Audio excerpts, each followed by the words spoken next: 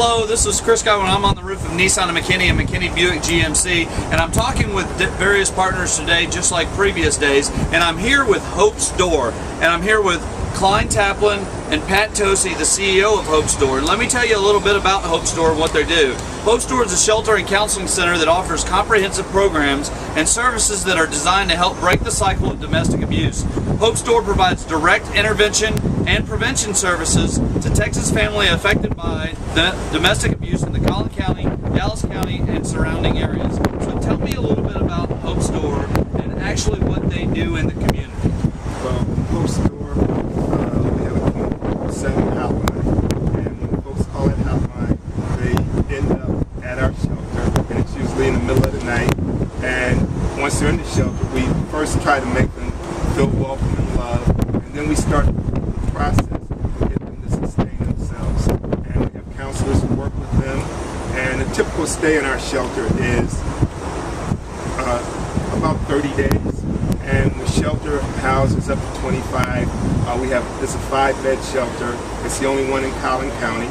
And once they're into the process, the next step might be into transitional housing, but it's always outreach counseling that takes place either in we have the transitional housing where once they move out of the shelter, we help them get established in their own facility, in their own housing. And we also have some other programs that are involved. Project Hope, which is a program for folks who want to drop domestic violence charges against their partner. And we have a battery intervention program. And we work with the abuser to try to stop the cycle of domestic violence. Well, one of the things, and I'm going to ask you a question here, we were talking earlier, I know that you're a male, and what seems is a misconception that most abuse, and I'm sure it does, is a male to female type abuse. What are some of the other misconceptions, and why, as a male, are you so deeply involved in this program? Well, I'll answer the last part of your question first. I got involved because of children. 3 kids die every day because of domestic violence. And 3 kids die every day because of domestic violence. And I wanted to do something to help children, and that's what prompted me to get involved. And some of the other misconceptions are like who are abusers. It's all over the board. I mean, anybody that you know could be an abuser. Everybody that I know could be an abuser. Well, it seems to me it's not about color, it's not about age necessarily, although I'm sure there's some age ranges, but it's more about anger. It's more about getting tied up in the moment, maybe having domestic abuse occur, and then it continues to occur because it becomes accepted in a relationship or otherwise. And then if it's maybe a family with children, it just progresses. Is that what you see? That's exactly what we see. It has a lot to do with anger and control. And that's what it's really all about. It's, people ask a lot of times, well, is there something that you can do to stop it? Can't they just stop? And no, they really can't stop without the proper counseling and things of that nature. And it's about anger and control. They want to keep the person in place. And it could happen on either side. It could be male or female, trying to get that control. Now, what type of preventions measures do you have, and how can you because the adults is one thing, and I know it's just as important, but what concerns me is children, because I have that special love, like we talked about earlier, for children that you do. How do children have access to counseling, and how do they who can they talk to during a bad situation? How do you get to those children and let them know that it's unacceptable and that you need to say something to somebody? One of the things that I mentioned earlier, we do community education. We go to schools, we go to grade school level, we do high school, and we just try to get the word out. The heightened awareness about domestic violence and or abuse, and just work with all churches, schools, civic organizations, just trying to get the word out. Typically what happens is when a family comes, those children do get the counseling that they need. We have a children's program where we work exclusively with the children, but it's such a secret that people don't want to talk about it. Where until the abused person breaks away, and if they have children, bring the children with them. The children aren't going to talk about it either, because if that's all they know, they think it's accepted behavior. And they know that mommy and daddy love each other, but they yell and scream and fight all the time. And they think that's accepted behavior. And that's why they say because little girls think it's okay, and little boys think it's okay. So the cycle never stops. The cycle It continues never to go. stop. And if son sees daddy hit mommy, Right. when son gets older, he thinks that that's a productive relationship, and it never stops.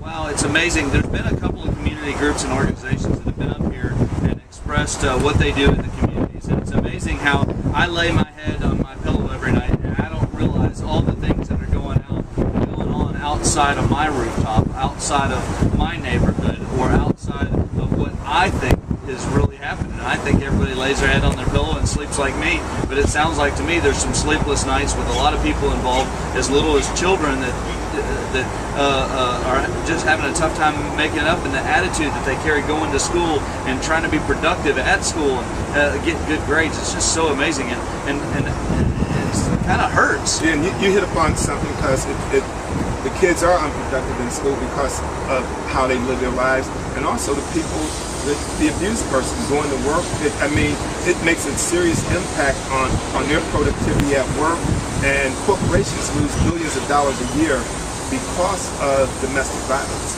And people have to recognize that it's everybody's problem. It's an issue for everybody. It's just not the person who's being abused or the abuser. Everybody has to take charge and look at it and see it for what it is. And as Pat likes to call it, a silent epidemic. And that's exactly what it is. It's not anything people want to talk about. Well, I want to address a couple of issues. First of all, Hope's Door is the only shelter for domestic abuse in Collin County. What else would you like to tell us about your company or organization? We need money. Yeah. How is it funded? Yes, we need money, and it's funded a number of sources. Government grants, obviously, foundation grants. That money is restricted because when the government gives it to you or foundations give it to you, they tell you specifically how to spend that money. And what we need is unrestricted money, and that's what my job is, to go out and solicit unrestricted dollars from individuals, from corporations, wherever I can find it. Now, how much of every dollar goes directly to the domestic abuse program? We provide direct services, and I would say that we spend less than 10% on G&A, general administrative expenses. So 90 cents of every dollar coming in goes directly to serve the client. So 90 cents of every dollar, also comprised of mostly volunteers, I'm assuming. Right. So great. Well, and the other part about that is you're up here on the roof with the heat and everything. We're indoors. Our air conditioning doesn't work. That just goes to show that we would rather spend our money on our clients than to be comfortable ourselves. yeah. Wow. And that's what we would need unrestricted funds for these unplanned operational issues to keep running. And that just goes to show you as well, people hear unrestricted funds and they think it's charitable play money, that that the people at the top can do whatever they want. And that's why we're up here today, is we are bringing those organizations within the community that actually have that badge of honor, that they are doing the right things with the monies that are donated to them. And y'all are doing great things. Again, I'm here with Hope's Door. This is Clyde Taplin and Pat Tosi, the CEO. You can get a hold of them to donate at www.hopesdoorinc.org. And try to, we always think about the instances where there's large media attention in the community, but we don't think about what's going on right here in our community and how we can help and become better for each other. What's a phone number also that they can get a hold of you? 972-422-2911. That's 972-422-2911 or www.hopesdoorinc.org. My name's Chris Godwin. I'm on the roof of Nissan and McKinney Buick GMC in a challenge to sell 150 cars and bring awareness to heat-related issues and different organizations and businesses in our community. Make sure that you go onto the website, www.getchrisdown.com, or onto our Facebook page at Nissan and McKinney. We look forward to seeing you. Everybody wave. All right.